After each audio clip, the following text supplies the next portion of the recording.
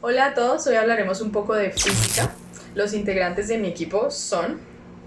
Y para empezar hablaremos acerca de la fuerza magnética sobre una carga en movimiento en campos magnéticos uniformes. Veamos.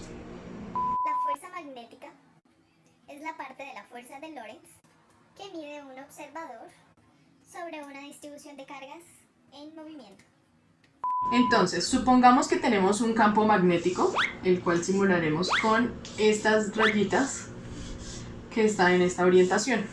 Tenemos una carga, la cual llamaremos Q, el campo magnético lo llamaremos B, y para hallar la fuerza de este campo magnético debemos tener en cuenta varios aspectos. Entre esos son la velocidad. En este caso, la carga irá en esta velocidad perpendicular al campo magnético. Y hay que tener en cuenta algo muy importante, y es el ángulo que se va a formar en este campo magnético, al cual llamaremos ángulo teta. Las fuerzas magnéticas son causadas por el movimiento de partículas cargadas con electrones, lo que indica la relación tan estrecha de electricidad y magnetismo. Para tener en cuenta la magnitud de la fuerza magnética, entonces lo que debemos hacer es hacerlo por medio de vectores. La fuerza magnética será igual a la carga por la velocidad por el campo magnético. Esto es llamado como la ley de Lorentz. Para que lo entendamos un poco mejor, veamos el siguiente ejercicio. 3, 2, 1. Mi nombre es Juan Pablo Bernal y hoy les explicaré el ejercicio de fuerza magnética. Un protón penetra en el seno de un campo magnético con velocidad perpendicular al campo. El protón describe una trayectoria circular con un periodo de 2 por 10 a la menos 6 segundos. Los temas a evaluar son: dibujar el esquema de los vectores, calcular el valor del campo magnético y, si introdujéramos en el campo un electrón con la misma velocidad, cómo cambiaría la trayectoria y cuál sería el periodo de la órbita que éste describe. Como no se indica la dirección del campo magnético ni del protón, asumo que el protón se mueve en dirección positiva. En este caso, el protón se mueve en X positivo. La fuerza apuntará en dirección de J positivo.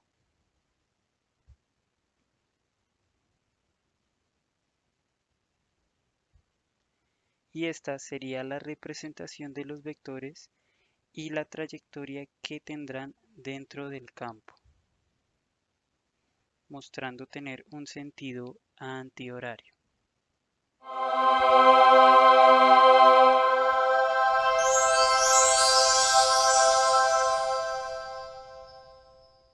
Para el segundo punto, tenemos una fórmula que relaciona la velocidad angular de la partícula.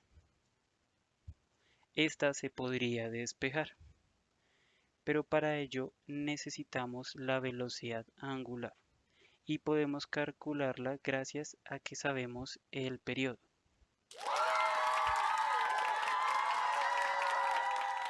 Entonces sería velocidad angular es igual a 2pi sobre 2 por 10 a la menos 6 segundos, que es igual al periodo. Y la velocidad angular sería igual a 3,142 por 10 a las 6 radianes sobre segundo.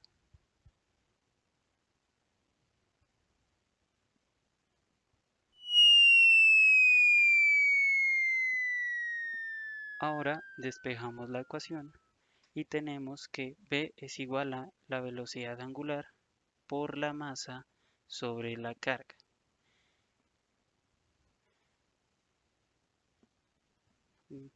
Reemplazaríamos valores. La velocidad angular es igual a 3,142 por 10 a las 6 radianes sobre segundo por 1,67 por 10 a la menos 27 kilogramos, que es la masa. Todo esto sobre 1,602 por 10 a la menos 19, que es la carga que posee. Por lo tanto, el campo magnético sería igual a 3,275 por 10 a la menos 2.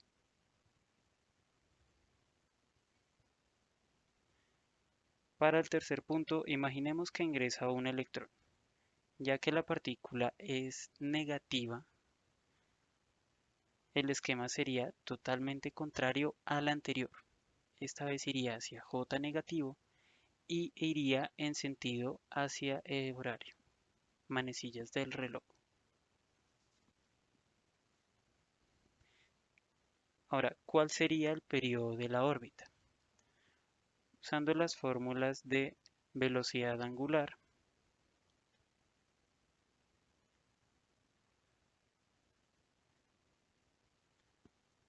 tenemos la fórmula de W, que es igual a la carga del electrón por el campo magnético sobre la masa del electrón. Reemplazando valores tendríamos igual que W es igual a 1,602 por 10 a la menos 19 por 3,275 por 10 a la menos 2. Todo esto sobre 9,11 por 10 a la menos 31 kilogramos. Tenemos que W es igual a 5,759 por 10 a la 6 radianes sobre segundo.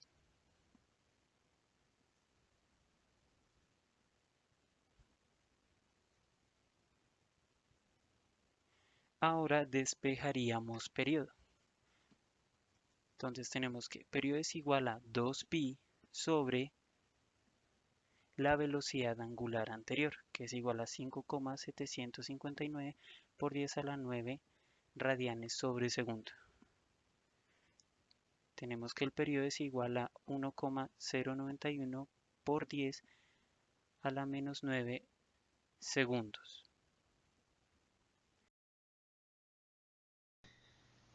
Muy buenas tardes, mi nombre es Frederico Silanco. En esta ocasión me tocó explicar la ley del ampere.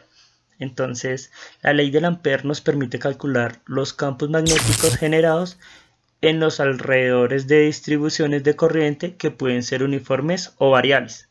¿Qué quiere decir esto? Entonces, con este diagrama les explico.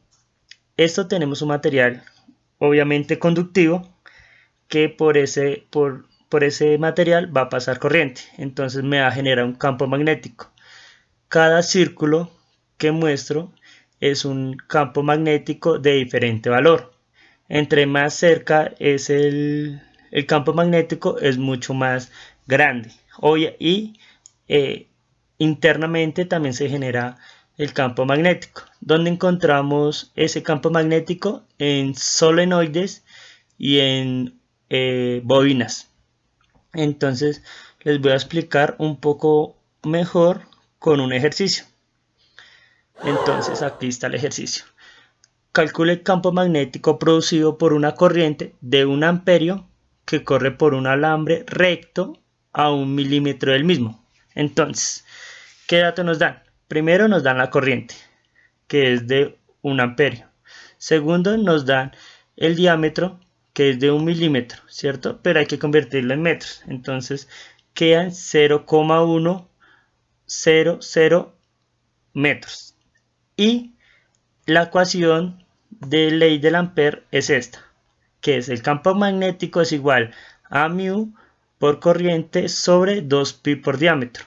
Entonces, ¿qué es mu? Es la permeabilidad magnética, que ¿cuánto equivale? 4pi por 10 a la menos 7 newton sobre amperio al cuadrado. Entonces, ya teniendo como claro esto, entonces simplemente lo que hacemos es reemplazar. Entonces, campo magnético por mu, que es 4pi por 10 a la menos 7 newton sobre amperios al cuadrado, por corriente, que es 1 amperio, ya no lo habían dado, sobre 2pi por el diámetro. El diámetro habíamos dicho que lo transformábamos a metros y nos quedan 0,001 metros. Haciendo la ecuación nos da, el resultado nos da 2 por 10 a la menos 4 newton sobre amperios por metros. Estas unidades que nos da es igual a Tesla. Entonces el campo magnético se da en Tesla. Y la ecuación como tal quedaría 2 por 10 a la menos 4 Tesla, el ejercicio. Pero si lo queremos convertir a Gauss, entonces decimos que un Tesla equivale a 10 a la 4 Gauss, que 10 a la 4 es 10.000 Gauss. Entonces lo que hacemos es una conversión, regla de 3, entonces el campo magnético es 2 por 10 a la menos 4 Tesla por 10 a la 4 o 10.000 sobre un Tesla. Entonces Tesla con Tesla se eliminan, 10 a la menos 4 con 10 a la 4 da 0 y me daría 2. Entonces el campo magnético da 2 Gauss o, si lo quieren dejar, 2 por 10 a la menos 4 Tesla. Y ese sería como tal la ley del ampere. Les voy a hablar sobre la ley de Faraday, descubierta en 1831 por Michael Faraday, un gran científico que solo contaba con la educación básica, pero tenía una buena intuición y mucha curiosidad. Entonces, él se preguntaba que si la electricidad generaba campo magnético, ¿por qué en el magnetismo podía generar electricidad? Entonces, un ejemplo de experimento es acercar un imán alrededor de una espira y moverlo. Esto genera electricidad. O por el contrario,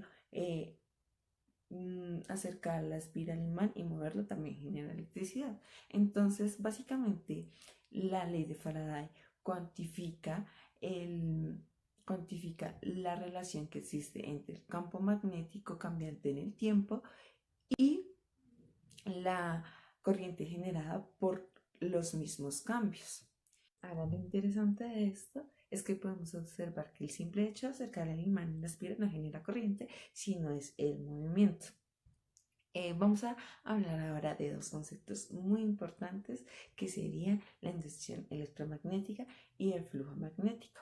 La inducción electromagnética nos habla que es un fenómeno en el cual inducimos ya sea lo que conocemos como corriente, fuerza electromotriz o voltaje a un circuito, a un campo magnético variable. Sobre el flujo magnético. El flujo magnético nos habla de la totalidad del campo magnético que atraviesa una superficie dada. ¿Cómo nos vamos a imaginar el campo magnético? Vamos a imaginarnos varias líneas que son los campos y pues obviamente atraviesan una superficie y la totalidad de estas líneas va a ser nuestro flujo magnético. Y con todo lo anterior tenemos una fórmula que sería la fuerza electromotriz es igual a el flujo magnético o la derivada del flujo magnético sobre la derivada del tiempo. Conclusión, nuestra ley de Faraday es un gran descubrimiento que nos ha permitido tener grandes avances en cuanto a tecnología, como los electrodomésticos, vamos a observar hechos un transformador o los motores eléctricos y bueno, muchísimas cosas más que nos acompañan en nuestro día a día. Yo voy a explicar el ejemplo de Faraday. Una bobina consta de 200 vueltas de alambre y tiene una resistencia total de 2 ohmios. Cada vuelta es un cuadrado de 18 centímetros de lado y se activa un campo magnético uniforme perpendicular del plano de la bobina. Si el campo cambia linealmente de 0 a 0.5 Tesla en 0.8 segundos, ¿cuál es la magnitud de la Fe inducida en la bobina mientras esté cambiando el campo?